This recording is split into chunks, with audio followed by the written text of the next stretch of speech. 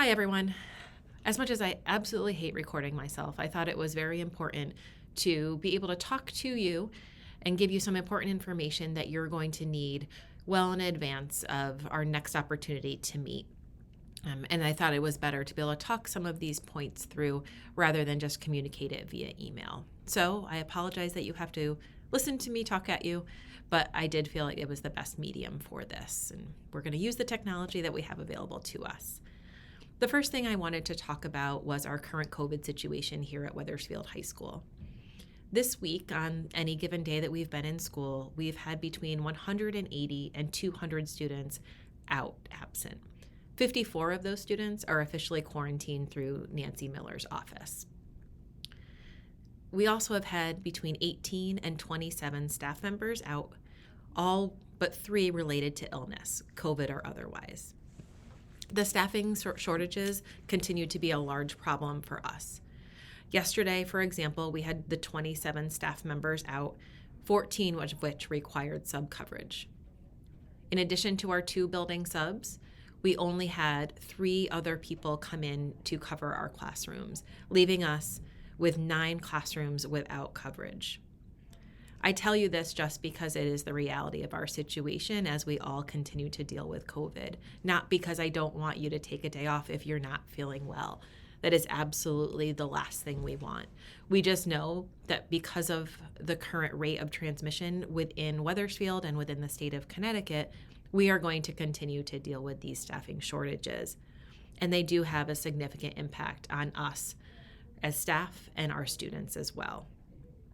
It does continue to mean that we have to use the auditorium to supervise students during this time. And thank you to all of the staff members who have been out in continuing to provide us lesson plans and work for those students who are in the auditorium. So everyone knows, we have been trying to cut down on the number of students in the auditorium in a few different ways. Mainly what we have been doing every day is contacting students who have a first block or last block substitute that may not be covered. We have contacted every single one of those families and students to allow them to either come in later or leave early from school. So we have the least amount of students in that auditorium as humanly possible. We have also been going through our schedules, and if a student has early dismissal or late arrival and happens to have a block 2 or 3 class that also corresponds, we try to get in touch with them and let them know that they can leave even earlier or come in even later. While we hate to do that, we also know that the less number of students that we have in the auditorium at any given time is far safer than if we have the potential of 120 students all in the auditorium at once, especially given the current rate of transmission within Wethersfield. Excuse me. I know that the staffing shortage and absence rate has really raised a lot of questions about school closure and remote learning. It has across the state. In the past few days, I've been involved in numerous calls and Zoom meetings with Central Office, the Department of Public Health, and the State Department of Education, which have all consistently reiterated that schools should be moving forward and remain open with the mitigation strategies that we have in place, but most importantly, masking as the leading mitigation strategy. It's the reason why the state has provided 4 reusable N95 masks for every staff member within the Wethersfield Public Schools. If you do need additional masks, they are reusable, but if you do need more of those masks, please make sure that you contact either Colleen, Deb, or Michelle here in the main office, where we do have a bit of an extra supply. Also, we always need to reiterate that students need to be properly masked in all settings, with the exception of lunch or breakfast, and in some small exceptions in the music department. We constantly are telling kids to mask up and put it over their nose and mouth, and we know that you are all too. And unfortunately, given the calls that we have been on, we do know that this variant, while sometimes mild, can also be not mild, depending on person's comorbidity or other factors that are there personal to their health, but also that this variant is just highly contagious, and simply not wearing your mask appropriately, regardless of how far you're sitting, could end up with an infection. And we're just trying to reduce the amount of infection across the board as much as possible. While we certainly wish there was a better answer to all these staffing shortages, it really looks like this will be with us for the foreseeable future. It is what it is, and we're trying our best, and I know everyone here at Wethersfield High School is also trying their best. And that really brings me to the next topic that I want to talk to you about, the possible, if not yet likely, snow day tomorrow.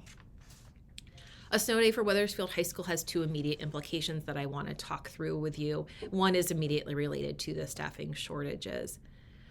If we are not here tomorrow, when we come back on Monday, we will be operating on an odd We Connect day as regularly scheduled. I know that is a change in practice, but due to the staffing shortage, it has become a necessity. As a result of these ongoing staffing issues, we have a large number of parent meetings that have already been scheduled based on our odd even rotation, which include 504s, PPTs, junior reviews, etc. And while in the past we would change the day, that is just simply not possible because we do not have the flexibility of coverage should that continue to impact us. We do know that causes some disruption to people who are expecting to have a certain day and coming back to the same day. Unfortunately, due to these staffing shortages, we are going to have to demonstrate flexibility for that particular rotation. If we have a snow day, I will be publishing a calendar so everyone is very well aware that we have made that change and that when we come back, it will be an odd We Connect day. The other thing that will be impacted if we have a snow day tomorrow will be the move of the start date of exams. If we do have a snow day tomorrow, exams will be moved to a start date of Monday, January 24th, and extend through Thursday of that week to recapture that lost even day and to provide a weekend, honestly, for students to prepare for the upcoming exams. Exams are the last topic that I would like to speak to everyone about. Since the surge that we have seen throughout our state and specifically in Wethersfield and how it's impacted Wethersfield High School, I, like many others, have had many thoughtful conversations around midterm exams and what is the best way to proceed. Our assistant principals, our liaisons, and other staff members have really put a lot of time, energy, and really thoughtful discussion around what is the best way to proceed for our students in these times. And I think we have come up with a very valuable compromise that I truly feel is the best solution for our students at this time. So I want to walk you through that midterm document that I did send out. And really what we're talking about is a low-stakes reintroduction to exams. I truly believe that part of the high school experience is exams, and it's a truly valuable exercise for students to experience before they go to where most of our students are going, which is 2-year or 4-year colleges and universities. To have students leave us without a true exam experience this year would be something that would be detrimental to their progression. However, we really do need to acknowledge the stress that these times are creating for all of us and the true impact that attendance is having on both students and staff. And as the first exam experience in a number of years, we really want to create a low-stakes environment where students can fully prepare for exams while still knowing that they are supported and encouraged for their efforts. So we are going to have an untraditional approach to our midterm exam grading this year. What it will do is we'll guarantee that all students take their exams and also ensure that none of those exam grades will end up hurting their overall semester average. On the document, I have given an example for you to look at that we tried to explain what this would look like. In large part, what would happen is if a student scored lower than their current semester average, they would not have that grade entered into the system, and they would just keep their overall semester average. Why are we doing this is simple. It really does provide an opportunity for students to understand how they need to truly prepare for exams as they go into the June exams. So if a student does not perform as they thought they would do, they, for example, thought they were going to get an A on the exam and did not put much preparation and study into it, and they end up with a C, we want them to really reflect on that. And we want them to have that conversation with teachers and understand what they need to do in June when they are confronted with final exams that will be factored into their average. This approach to midterm exams really does allow that opportunity for reflection and have this be a true learning exercise for our students. It also, if we're being honest, if you look mathematically, our midterm exam doesn't move the needle on many of students' grades. So this is truly something that we're doing to support the students' stress and mental health, because they're still going to prepare, they're still going to take their exams, but they have that sense that they're going to be okay regardless of what happens.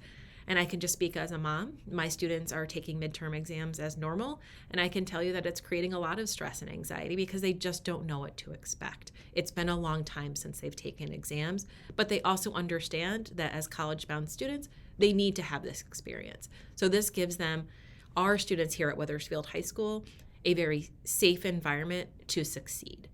And I really appreciate us taking that thoughtful time to come up with a really good solution that I feel strongly will be the best given all of our current circumstances. I also wanted to refer you to the section of the document about exam makeups. And then also please read what happens if a student would skip an exam. So we are not just saying it's okay, don't come to the exam. We expect all of our students to take those exams, but we also know that we have a large number of students who are currently sick or quarantined, as well as a large number of staff. We are going to excuse students or exempt students from exams if they are caught in that loop of being quarantined right before exams start or during exam week, if they would like to. If they would still like the opportunity to take the exam, absolutely, we want to afford them that opportunity. But we also don't want to put them in the situation that they've been out for 10 days because they were truly sick and they are just not ready and not able. And it's kind of interfering with their moving on into semester 2 work. So I hope this was helpful to you. I'm sorry to talk at you for 12 minutes and make you look at me on a recording. I apologize. But I really did feel like it was important for you to hear me and hear why we were taking this approach. So I appreciate your time and attention and certainly understand that there might be questions. Please feel free to contact me or contact any of your liaisons also, as they've been a very integral part of this decision-making process. I hope you have a great day and continue to stay safe. Thank you, Wethersfield High School.